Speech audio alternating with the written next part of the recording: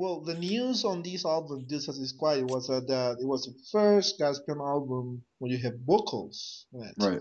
So, are you fond of doing it again, or do you think that it was just a one-time experience for the I band? think I no, I think we definitely hope to do it again. It all depends on the song. I mean, we don't go into a song saying we absolutely have to have vocals for this. I think we sort of write a piece of music, and once the piece of music is finished, if it feels incomplete, and if it feels like there's something more that to add to the sort of sonic tapestry of the song, then we'll add vocals just to sort of give it more range and to sort of articulate the things that we feel like the instrumentation can't do just by itself. So I'm sure down the road when we write other pieces of music, we're going to have that desire to express more, and vocals are in a way an amazing way of expressing certain emotions for us. And I think doing it on the last record, we became a little bit more comfortable singing in a studio environment, which we've always been kind of afraid of, you know.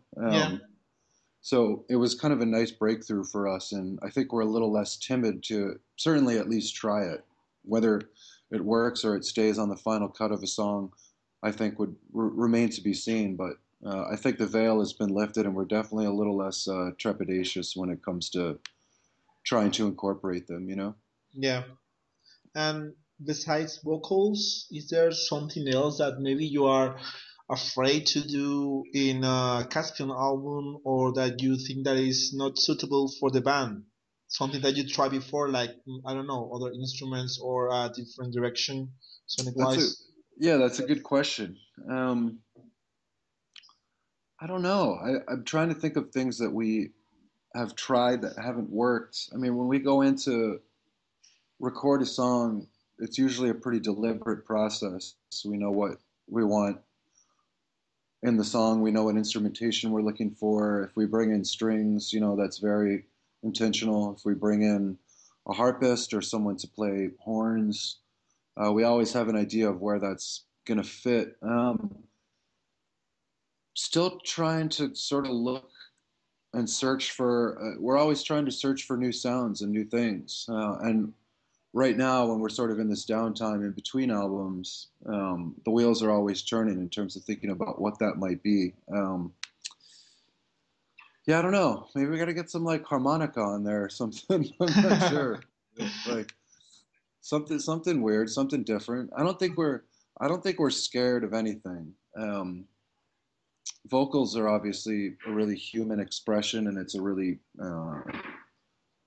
naked, sort of vulnerable place to put yourself in. But Yeah. in terms of other instruments or other approaches, I can't think of anything that we'd back away from. I mean, there are no rules for us when it comes to trying to make the music that we want to make. So yeah, but that's something we're always thinking about for sure. What would you think? What would you think would be a strange addition to a Caspian record?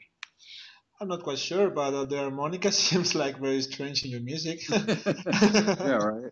I see now it's a challenge, and I like the challenge. So it's like we'll try to make it happen just to prove it right?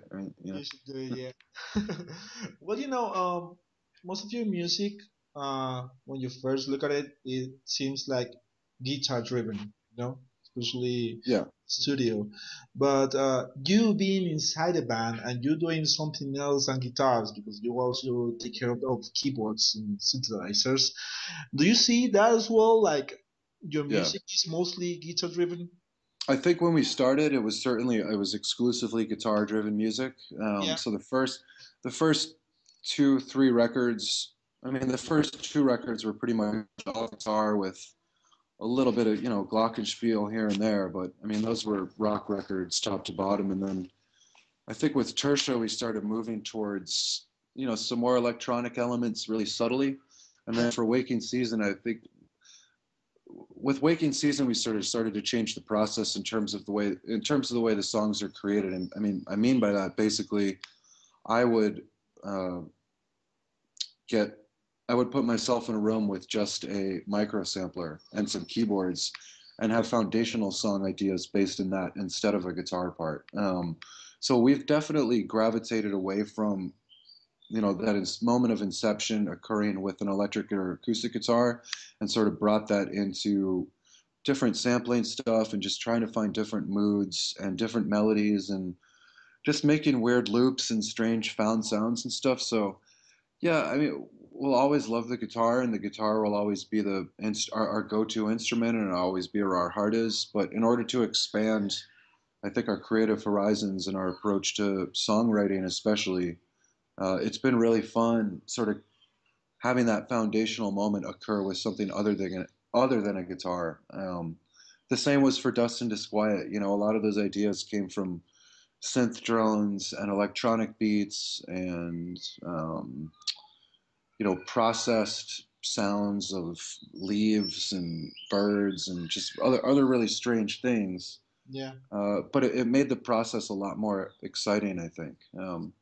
I'm sure at some point we'll metamorphosize and come back around to writing exclusively guitar-driven stuff. But for right now, I think we're really enjoying the challenge and the excitement of having that inspirational moment occur from different sounds. I think that's what's kind of getting us excited these days.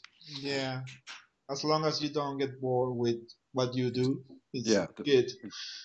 And as exactly. you mentioned, things started to change for the band with Waking Season. So imagine someone that has never heard Caspian before and heard the first album, and then the same person hears Waking Season and this on Disquiet. Would you say that this person will think it's two different bands? I hope not. That's also a good question. I think that the spirit of our band has remained intact. I mean, our music from day one and now is, to me, always really adventurous and really exploratory. And there's a certain spirit or a certain emotion uh, that we hope is distinctively us that sort of permeates every album. Yeah. Um, in terms of like what we use to communicate that um, via the instruments we create. And I think they're hopefully different enough to be, I don't know, yeah, I'd hope so. I guess to answer your question, I'd hope people would know it's the same band, but I hope that it wouldn't be predictable or that it would keep people excited and that there's definitely a sense of exploring and forward movement and forward thought and all that kind of stuff. But I don't know. That's interesting. That would be a good experiment, I think, to do with someone. Yeah. Well, the Yeah. thing you did when the release or before the release of the album with the fans having the chance Mm-hmm. to listen to the album before it was Oh, released and with so great. the yeah with the natural landscape. Do you think that these sort of things are important for bands to just keep their feet on the ground, like to keep in touch with Yeah. people who actually listen to your music? I do. I mean, I think it's different for every band. Every band has their own way of sort of communicating and interacting with their fan base. I think our band has a reputation for being pretty open. We're the guys that are always at the merch table after the show or walking around the venue before we play, just talking to people, and we've always made ourselves available. Um, those are just the kind of people we are. So I think using that in the form of the listening parties and stuff just felt like a really natural extension of who we are as people and as a band. I think some bands aren't that way, and that's totally fine. It's sort of like whatever works for the kind of people you are and staying true to yourself. If that's not the way that you like interacting with people, some people are really shy and approaching their fans is not just something that comes natural, then I think forcing an experience like that in the terms of something like a listening party might not be the right move. But Yeah. in terms of reaching out and connecting with your fans in person, I think I do think that's important, especially everything's becoming so digitally internet based now that it's really easy to just send emails and send messages and not really have any actual human face to face interaction besides playing a concert. I mean, a live show is the closest you get to that human experience. So Yeah. anything that we can do to sort of add to that encounter of people being with other people and seeing someone face to face is always really important to us. And I think that's definitely harder to do now because of the environment, the digital environment we live in, but something that we're really committed to that. So to us, it's important. Yeah, Mhm. definitely. Yeah.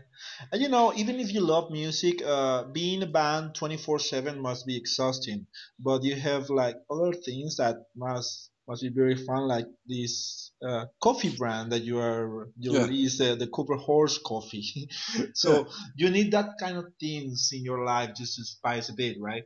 yeah. Just this, yeah, exactly, man. Just to spice it up and to sort of show a different side. And coffee is something that we all really like, and we have a fan of ours that a huge fan of the band and just a master coffee maker, and Yeah. that was sort of his.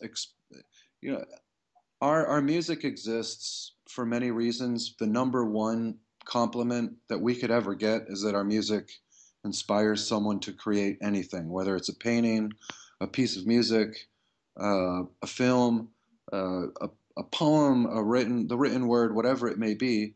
And in that situation, it's like our music was inspiring this guy to make a coffee blend, and that to us was like just the highest compliment we could possibly ever receive. So that was our music functioning the way that we intended it to, and it all came together great, because it was literally this, like, we were encouraging and inspiring each other with our work and our art form. His was making coffee, ours is making music. And they met in the middle really well. We love when little things like that happen. Yeah. Well, now you finished the tour with Underoath, playing with them on the comeback must be a blast. So, are you fans with the band? How did you take Yeah. the tour with? Yeah, when we got the offer to do that tour, I'll be totally honest. I'd never heard of Under. I mean, I'd heard the name, but I never really heard their music. Yeah. So we got the offer, and I listened to their music, and I mean, it sounded cool, but it wasn't. I didn't really know how we'd go over with that kind of audience, just because they're so vocal driven, and it's a lot more accessible and approachable than the kind of music we do. Um, so we took the tour because, like, once again, one of our main goals, one of our base philosophies, foundations of the band is trying to let as many different kinds of people hear our music as possible. We don't think that our music is just for people who like post rock, or just for people that listen to instrumental music, or just indie kids. Like, we write this stuff so that it can be experienced by all shapes and sizes. So it seemed like a perfect opportunity to get out in front of a bunch of people that would not usually hear our music. And yeah, I mean, that tour, as the tour went on, I mean, those guys just, they couldn't have treated us better. They treated us with respect. Their whole crew, their fans were really open minded, and they were really into embracing something different. And it kind of ended up just feeling like we were doing a prelude, or like setting the tone and the atmosphere, and sort of getting people in the right minds and preparing them to experience one of their favorite bands, which was Underoath. And it all came together better than we could have really ever imagined. I mean, it really was like the support tour of a lifetime. It was amazing, man. So I got nothing but love for that band, nothing but love for those guys. They really deserve all the success they've had. It was really a pleasure. Good. So, talking about concerts and festivals, besides coming to Spain, you are playing most of Europe. You are playing Amplifest in Portugal with Neurosis. Yeah. You are playing also the Art Tanking Festival there in the UK. Yeah, I understand that for you, playing in a band, all shows must be important, but there also must be a show or a place that you are really looking forward to play to. So I was wondering, is there any special show for you on this tour that you really wanted to play? Um, yeah, I mean, we're lucky because, I mean, all of the shows on this tour look like they're going to be awesome. I know that's sort of like the political answer, but like, uh, I mean, we've played a lot of shows in Porto with Andre, who puts Amplifest together, and Yeah. I know that he has a really strong vision for what that festival is, and it's a really different, unique experience in terms of festivals. There's really nothing happening that I know of quite like Amplifest, with just the spread of bands that they have, the lectures, the films, just the general spirit of that festival has always been just really, really attractive to me. And I've always wanted Caspian to get up at Amplifest, so that's going to be really great. Arctangent just has a really amazing reputation, obviously. For I mean, the lineup every year for that festival is just second to none. Yeah, And this year, I mean, everyone from Godspeed to Toe to I mean, there's just so many amazing bands on that lineup, and to be even considered and asked to be a part of it is like a tremendous honor. So that's going to be awesome. It'll be nice to get up to Scandinavia and Spain. Like last time we were in Spain was 2014, and we did a show in Madrid, and I don't know if I'm sure if anyone who's coming back will remember this, but we on the way to the show we were driving up from Malaga, and we got a flat tire in the middle of the desert there. yeah. So we didn't get to the show in Madrid till like really late. We could only play three songs, and we promised a longer set next time we made it back. So this time we're looking for revenge. And yeah, we've been eyeballing that show from day one because we've got some unfinished business in Madrid that we want to make up for. So